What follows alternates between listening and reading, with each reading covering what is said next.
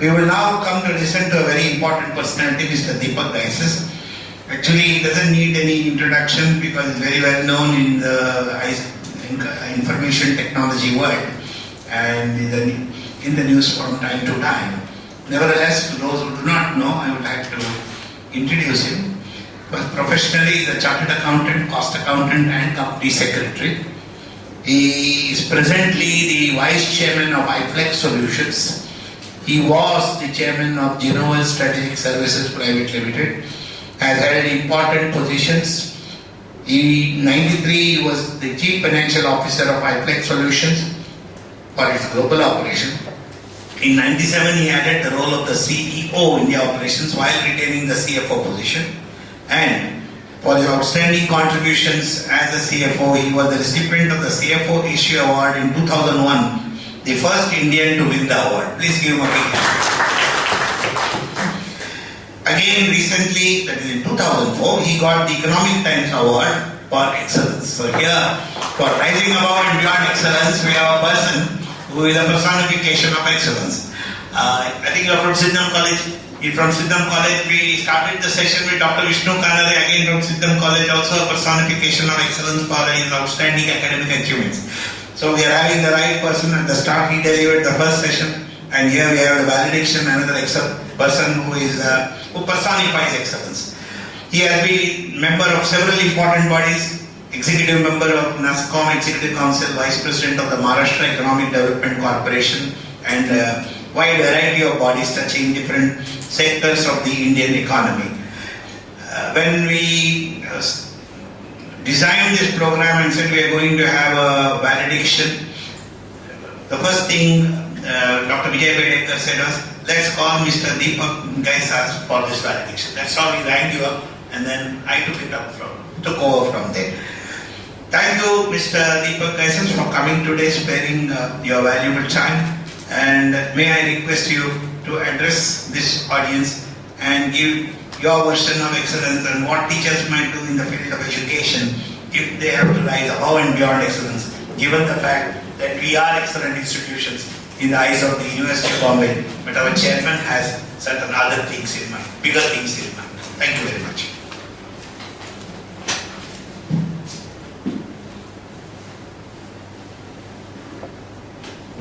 You can sit and talk. No?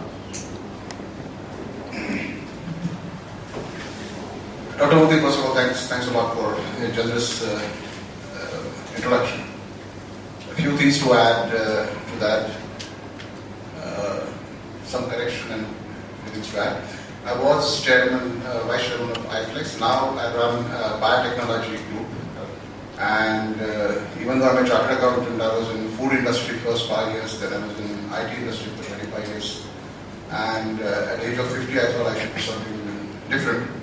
So I opened the book again and learned molecular biology, microbiology. I started 3 companies.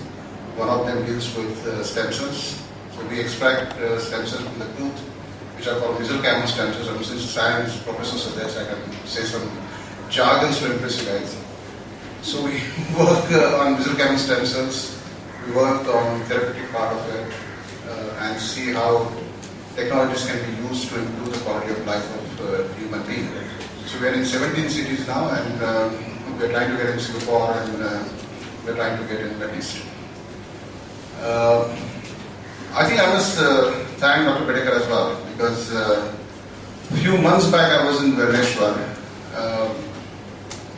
because of some philanthropy that we were trying to do, distributing Akash 2 for primary school teachers in Konkan area and training them for that.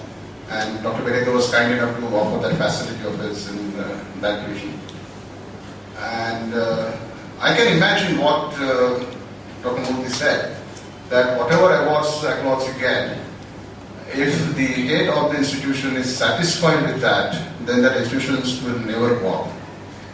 That dissatisfaction, and my definition of excellence is the dissatisfaction what you have. So wherever you say where you are, and you say, oh, I am very comfortable, I am very fine. And you say, talk about Bernard Shaw, that he was still in kindergarten as far as English is concerned. And that is, I think, dissatisfaction. And people who are dissatisfied, I think, can strive for excellence. But the moment you feel that you are excellent, you're finished. But then your progress stops. And that happens for the institutions, that happens for individuals. I see all the senior people here. And Vishnu Kanade is again senior to me in college. I also heard these two ladies talking about they're the junior most. Actually, they wanted to say they're the youngest ones. So,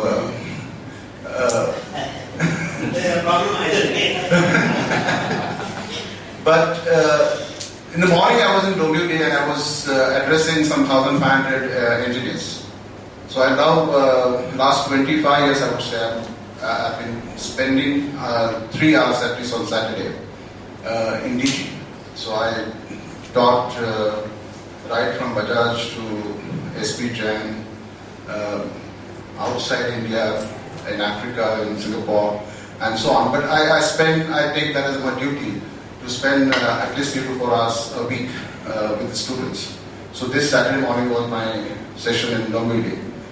And again, wonderful gathering. 1,500 is not a small number. And these are the confused students. They are engineers, they don't know what next to do, whether to study further, whether to take a job. So these are all products going out of your colleges. And then they try to do something outside the world, and probably that's the time when they need some assistance. The fact is that the new generation, I don't know whether even our generation did the same thing, but these young kids don't like to listen to their parents. So you have to go and tell them what needs to be done, and probably they listen to us. I'm doubtful whether my kids will listen to me, so I don't know whom I should send them to learn what to do next. But taking the institution, I mean, I've been in the board of a few educational institutions. And every time we discuss on the advisory board, it's the same question. I would say last 6 years, the things have changed tremendously. Like engineering colleges, we used to,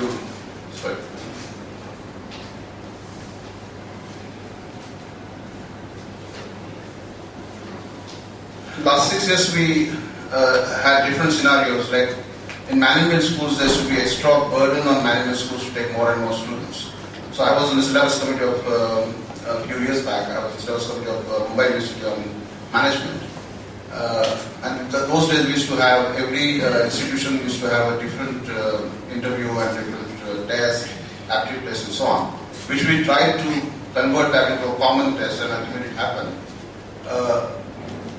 And I have seen a number of students, I used to have an interview panel, interviewing students, trying to get them wherever they want to get in, try to help them out. We realized the student quality was changing, but today when I look at, most of the management students are worried whether their seats will get filled. Same thing happens with the engineering colleges. So obviously either the supply has gone more and the demand is less.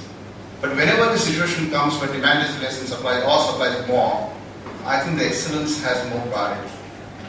Because when the demand is more, like when we used to run with 2 cars in the country, in my childhood we used to have either Fiat or Ambassador as a car.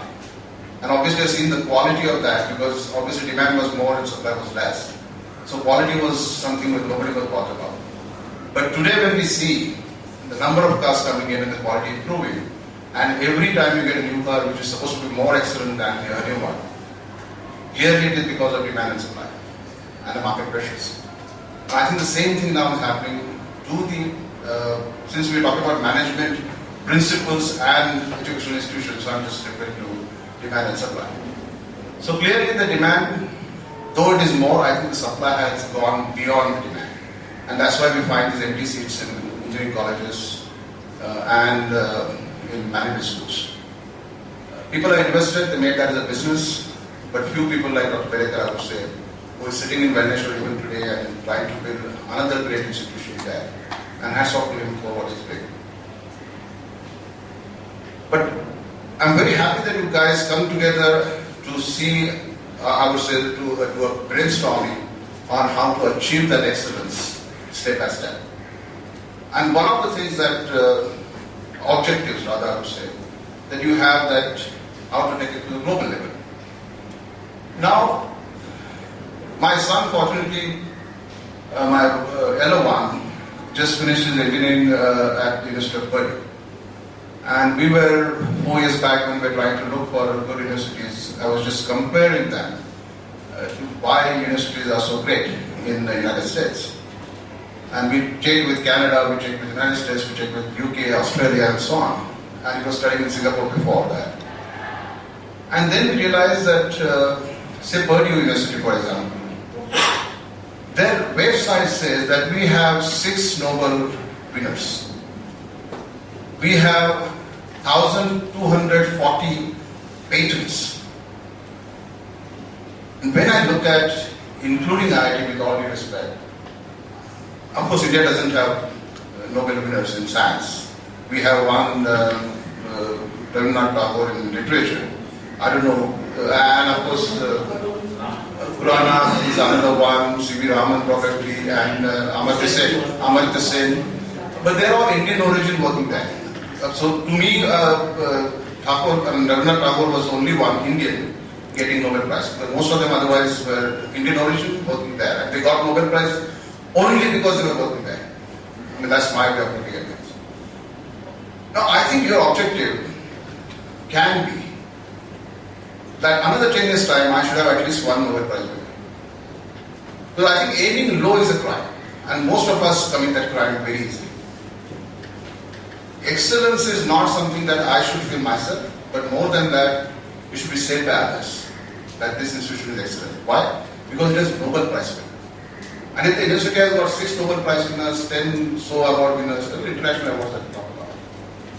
I think if all of us strive for that as a country, we can't even win Olympic medals. We win 2 Olympic medals and we give them crores of rupees for that. Can you imagine if China government starts giving that much money to each Olympic winner? I think they will go bankrupt. Right? And this was, China was not there for 10 years back or 20 years back.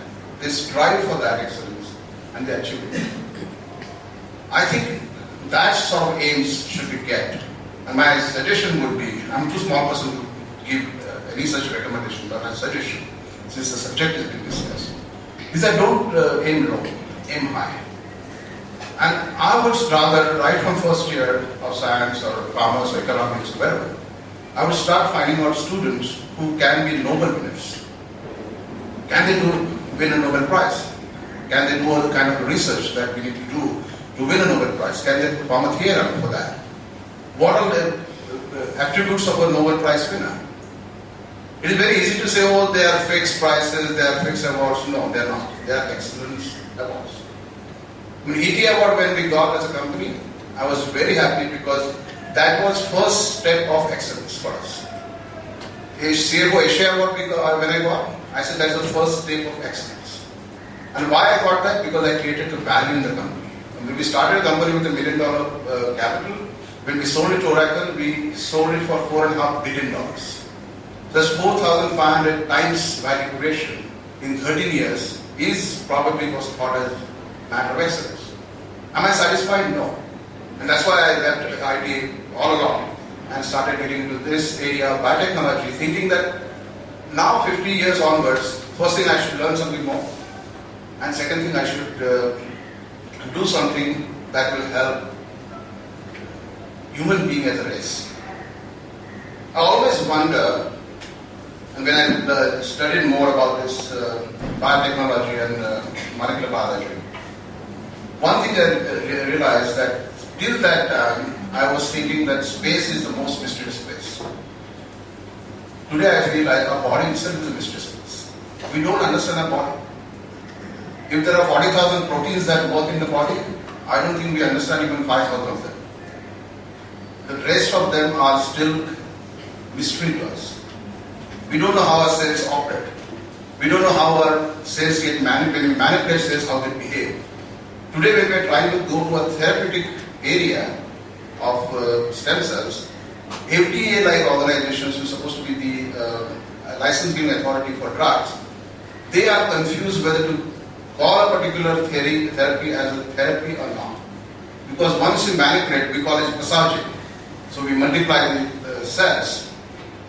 So when we multiply the cell, P2, P4, we don't know whether P4 will behave the same way as P1 will behave. We have still, as a human being, as a human race, the knowledge, community knowledge in the world, we haven't still established how our brain cells work. We don't know how the various enzymes in the body work. We still don't know whether DNA participates as a catalyst in the whole process with RNA. And so on and so forth. I can keep on talking on biology now for long. My problem is that chartered accountants, colleagues of mine don't believe I'm chartered accountant. My IT friends don't believe I'm a technologist. And now my doctor friends don't believe that I'm a biologist because I'm chartered accountant. But that is my idea of excellence. That when you do something, whenever somebody tells me I came second, and they clap, I get very hurt because second is always the first loser. The first number is first. Second is the first loser in that race. So if that is the way we start thinking, we'll also start hating number two. I don't want to be number two position. I want the first Nobel Prize winner from execution of India. If that is the aim, then I think we start working from it now, and probably 10 years down the line, you will actually have a winner of Nobel Prize sitting in India, probably still working here as a professor, and you can say that we are excellent. That is my definition of excellence. Because as I said, failing is not a problem.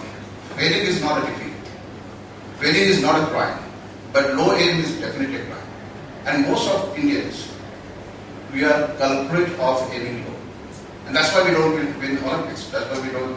I'm happy with cricket or T20 or whatever, at least in one game, even though only 12 countries in the world play that, out of 162 countries. At least in one game we win. Probably we win in Kabaddi and Kho-Kho, because those are these typical, wrestling also was supposed to be great, but now Iranians and Chinese and everybody wins, and we lose.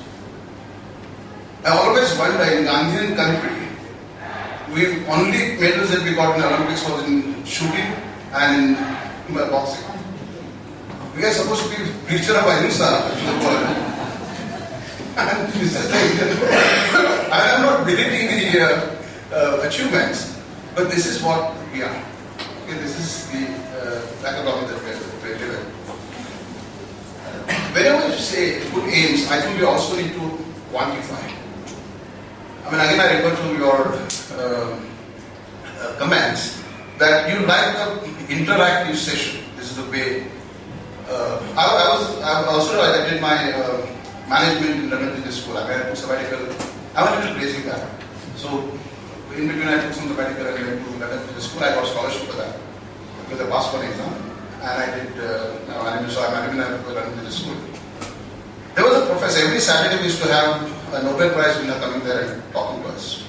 So one economist was there, and there were 30, 40 CEOs of different organizations from almost like 26 countries together. And right from Arab royal family from Jeddah, who was running an oil company, to a dairy farming company in New Zealand. I mean, all kinds of industries were involved in that. So a simple question he asked us, do you like democracy or autocracy? And everyone said democracy. And then the next question he asked, how do you run your own company? And answer was very, very clear, autocratic way. Now just imagine if your class sitting like this, in interactive position, would you like to speech? My son, first time when he went to Singapore in United World College, doing his IB for 11-12. After 6 months I happened to be in Singapore, so I just went to meet principal. And she said, he has a common Indian problem. And what is it? Because IB is a course, which is International Baccalaureate, is a course where the interactive sessions in every class is a must. And he says every student coming from India is used to monologue. Keep quiet is any slogan that you have in your school emblem a logo, all that means is keep quiet. Students are not allowed to ask questions. And probably that goes into college as well. I don't remember asking questions in any way. We used to listen to what Professor Ashu said, we used to go. Maybe in the tutorial time in the small classes there, we used to ask questions. Sometimes. But our students, our kids are not allowed to ask questions. Rather, they feel, teacher may not like, my colleagues will laugh at me, so I will keep quiet. And that is the worst part, I think, to go to excellence. Unless it's a participative session in college, I don't think we can have excellence in academics. And this is what our Gurukul system, I think, you refer to. The Guru, I mean, there's a difference between teacher, professor and Guru, to me at least. A teacher is one who tells you what happens. A professor probably teaches you or tells you how it happens and why it happens. But Guru is one who makes you think as a student, what next? What is your theory about it? When the student starts thinking like that, then I think you achieve your position as Guru. And one day he beats you with his knowledge or her knowledge, is the day that you should be waiting for. To me as an individual professor, I think that is the day of your excellence. That's the way I would look at it. But I think most of us, and I don't blame anyone, as we grow older, I think we get into what I call as orthodoxies. You know the word orthodoxy? We assume that we know. Okay? You want to do exercise? Small, quick exercise? Please. Yeah? Yes. You have paper and pencil with you, right? Yes, all of that. Okay, quick exercise. I love to tell this to professors. Okay, you have paper and pencil, or pen or whatever. Yeah, quickly. Listen to my question very carefully. Okay, listen to my question very carefully. You have a cake and you have a knife. You have to cut the cake twice in straight line and make maximum number of pieces. You have a cake, you have a knife, you have to cut the cake twice in straight line to see how many maximum number of pieces you can make. The time starts now, 20 seconds.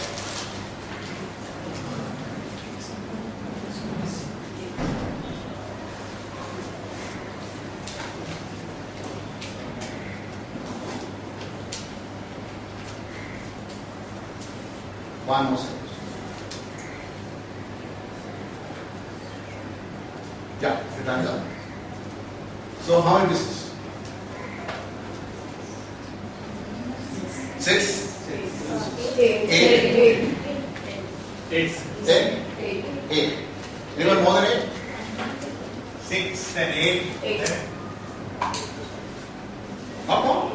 Less than 6, more than 8. No, only more than 8. Less than 6 will be miracle. Okay, more than 8.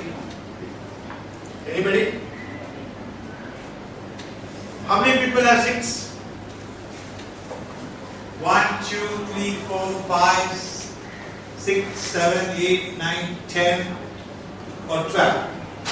How many people have 8?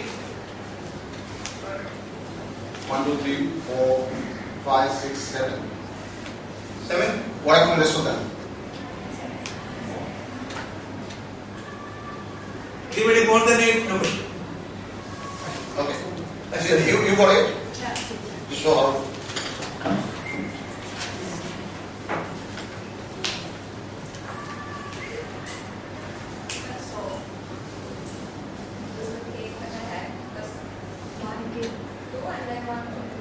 Okay.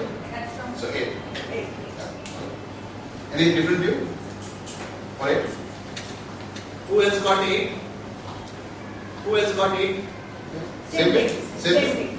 Okay, the way which I could have done is, after coming first, put on top of each, make another, put on top of that, make another.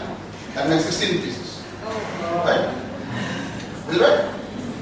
Okay. Now we thought that we have achieved excellence. Right? The college is 16 pieces. Now here what the problem comes. Moment I said cake, all of you must have drawn round cake.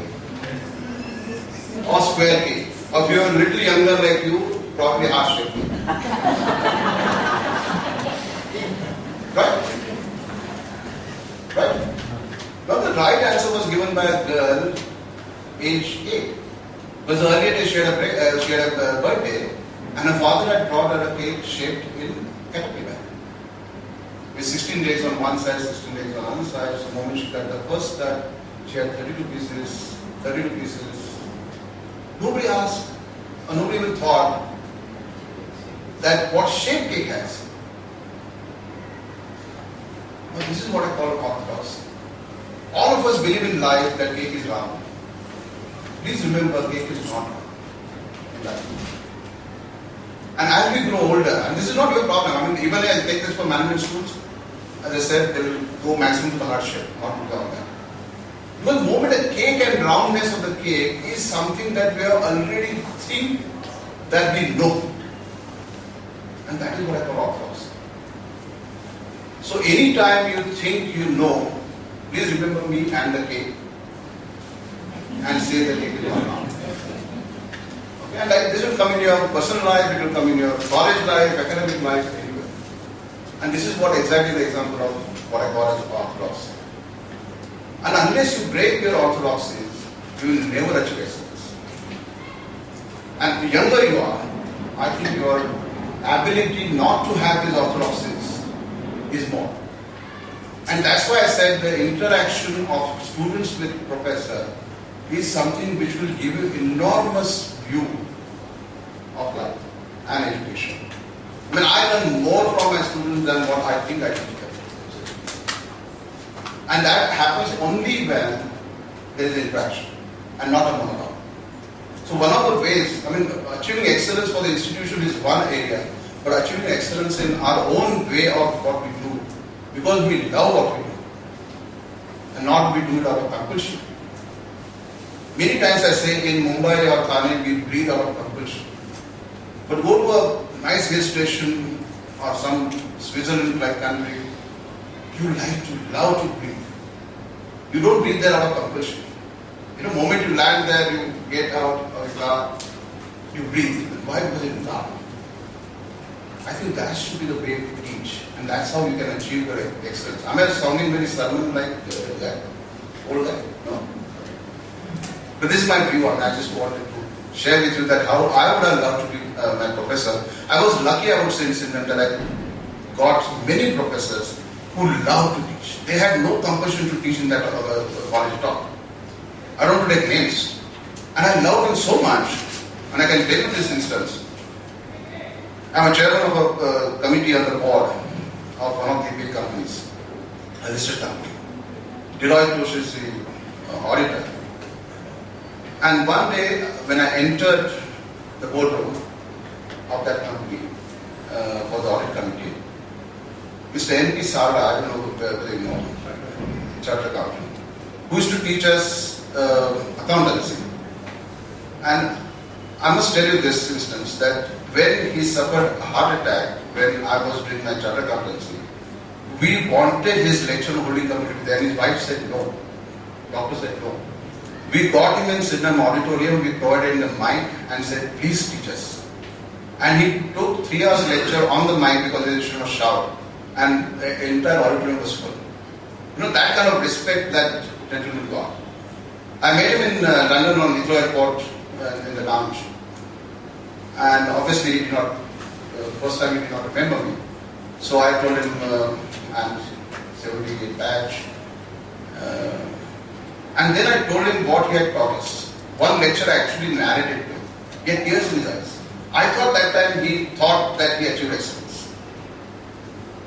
Because if 1978 batch student can tell in 2007 on Heathrow Airport a complete lecture of his, I think any professor should feel that he has achieved excellence. So I entered this room and this is background of N.P. Sarda. And the moment he came forward, because I am being chairman, obviously everyone has to stand up and come and greet me, but that's the protocol. The moment he came to me, first thing I had to do, rather I did automatically, involuntarily, is to touch his feet. And everybody was stunned. Mr. Chairman is touching the feet of the auditor. I said, Till now he was my professor, now I am chairman, so I'll keep that independent. So I'll ask him questions. That's all I do. But first when I saw him, that was the reaction. I think that professor has achieved excellence as a person.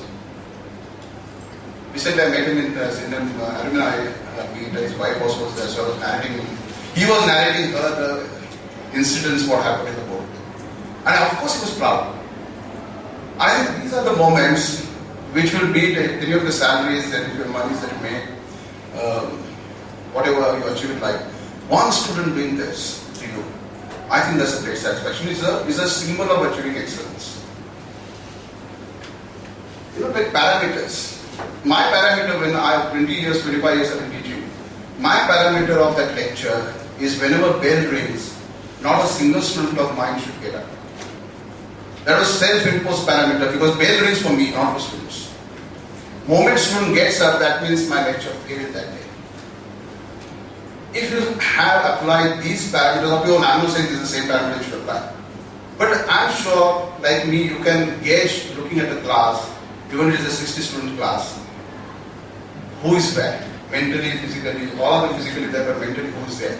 You can make out that from giving the eye, looking at their students. You know exactly what is going on in their mind also. I need all the students to be attentive to me, and that is the excellence I achieve.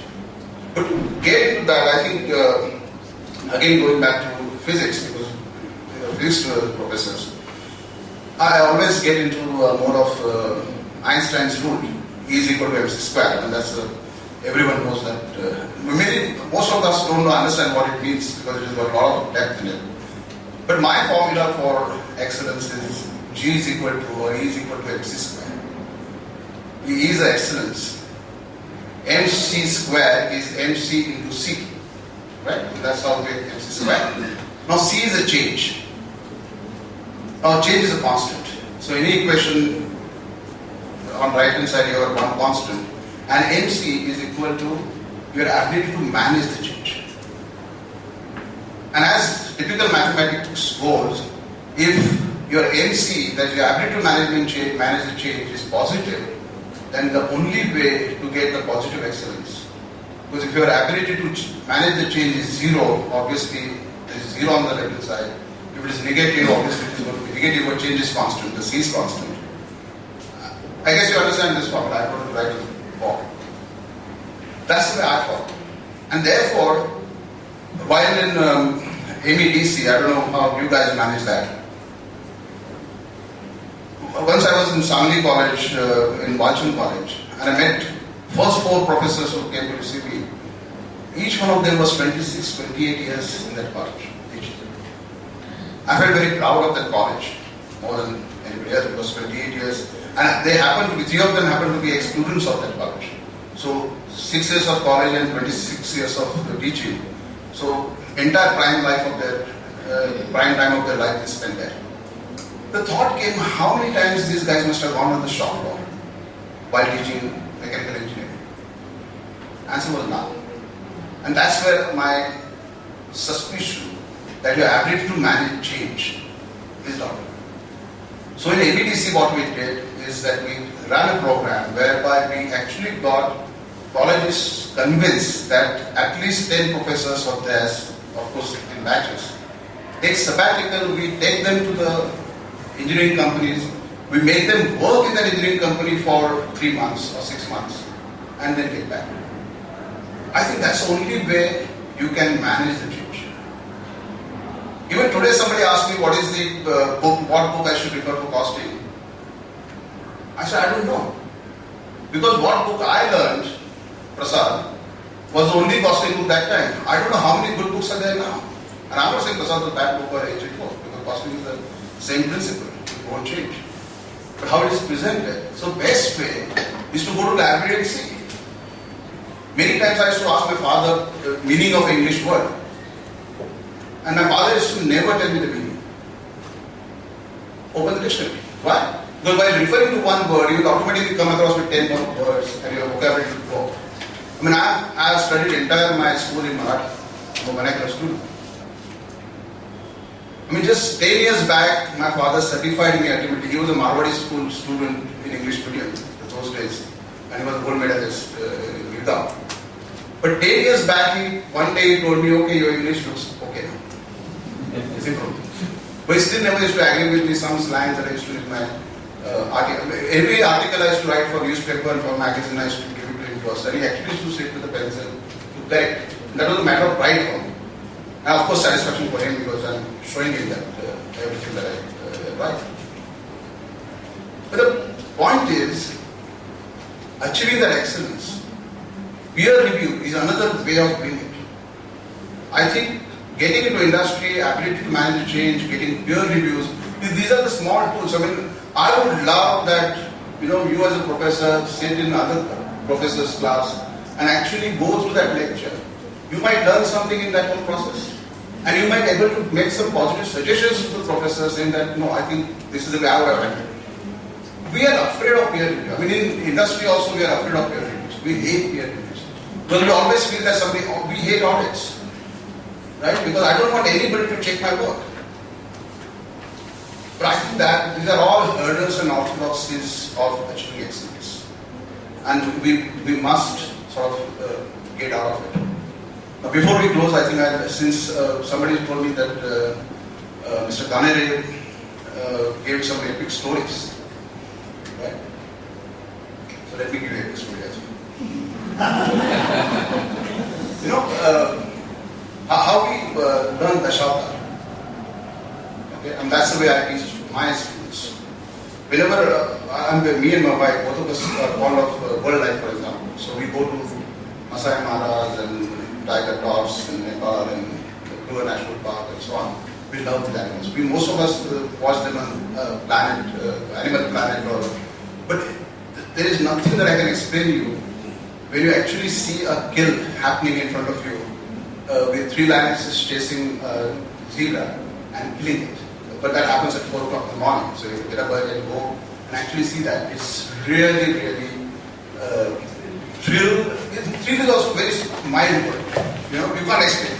Your heart beats go up, your goosebumps on your skin, everything happens. And I think everyone one of you should have that experience. But the management principle, I thought, that what every zebra must be thinking when he wakes up in the morning, assuming that they sleep in the night below, that I must run. If I want to survive, I must run faster than the fastest lion in this area. That's the only way I can survive. And what must every lion must be thinking? That every lion must be thinking, I must run at least faster than the slowest zebra in this area. That's the only way I can survive. Now obviously, you have to understand whether you're a zebra or you're a lion. If you're a lion and leading the pack, then you have to run only faster than the slowest zebra to survive. If you want to lead, you have to run faster than the fastest zebra. If you're a zebra, like a common person, common institution, common professor, then to excel you have to run faster than the fastest lion. Otherwise the fastest lion will kill you. So obviously you would allow to be a lion. But then when I go to all this practicalities as we call it, because one of the orthodoxies also is that, oh, but this is not practical. There are problems. You don't understand our issues. Obviously, I'm lucky that I don't understand your issues. But I'm sure Dr. Bedekar also understands that he wants to ignore those issues. Because that's the only way you can lead an organization to go to excellence. Right? Okay, so getting back to Dashautar. So every Dashautar, now we, as culture, Hindu culture or Indian culture, we have Brahma, Vishnu and Mahesh. Right?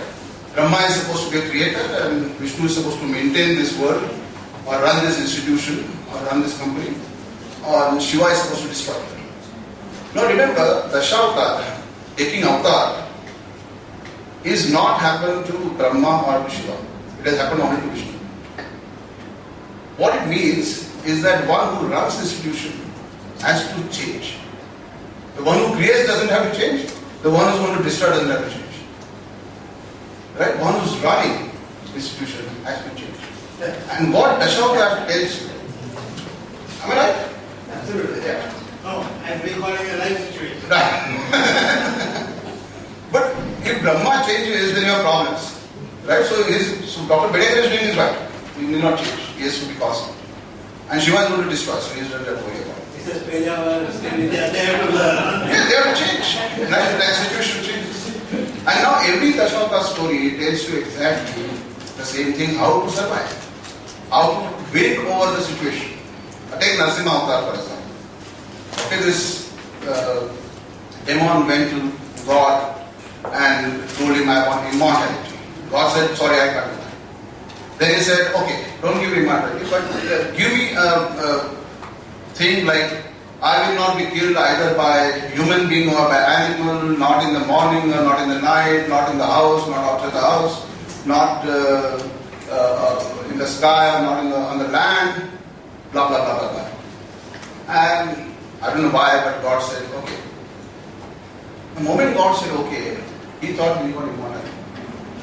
Now these kind of situations all of us face, that things look impossible. And what Narasimha Avatar tells you is how God overcame, or Vishnu overcame this kind of situation. So what he did? He took Narasimha Avatar, which was not neither animal nor human being. He came in the evening, so it was not daytime nor night time. He sat on the door, so it was not inside the door or outside the door. He took him on his lap, so that it is not on the sky, not on the ground. And he tore his stomach with his legs, so it was not by Shastra or Astra. And he killed him. So story tells me that any difficult situation, if I try to achieve excellence, I can win that situation.